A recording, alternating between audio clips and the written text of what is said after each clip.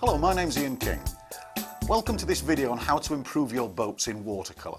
Boats come in very many shapes and sizes, and this video will help you identify them, and then we'll show you methods to create those various shapes you're seeing. When you want to put action into this, the best thing to do is use a water-soluble pen. You can brush into that then with water and just make greys.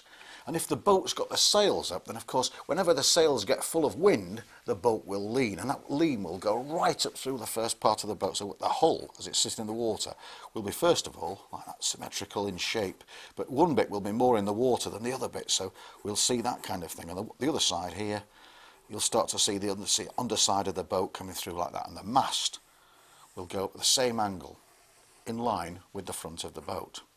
Put the sail on here,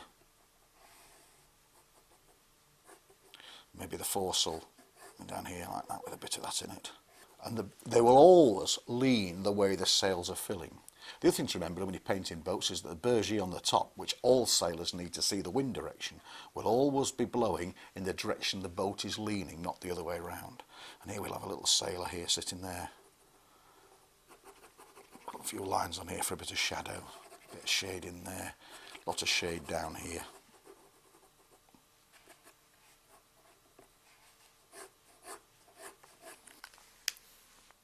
Because it's been drawn with water-soluble pen, that will wash out beautifully just with clean water and a brush, and you can start to show your tones and your shapes. Oh, here we are, lovely. You can get the shadows cast here on the mainsail from the foresail and all the rest of it.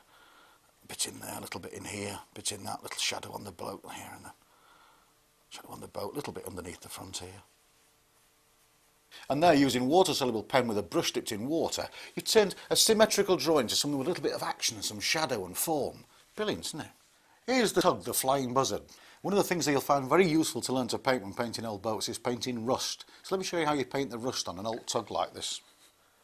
First of all, burnt sienna, burnt umbers, putting in any old pattern at all you like. A bit like that, a little bit in there, a little bit here, a bit there, a little bit like this. Then burnt umber. Again with some different sort of brush strokes and patterns, and almost like a jigsaw of burnt siennas and burnt umbers. When that's thoroughly dry, simply by coming across here with a pale grey and then later a darker grey and leaving odd bits of the burnt siennas unpainted, we can make this look perfectly like rust.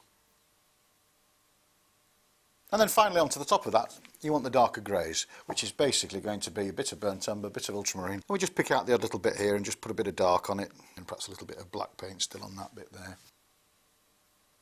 A bit more underneath this trim.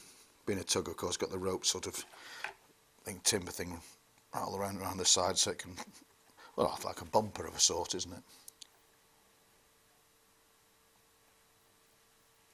And there we have it, a rusty hull. Here's a small selection of some of the boat subjects I've used, using some of the techniques that we've shown you on this video.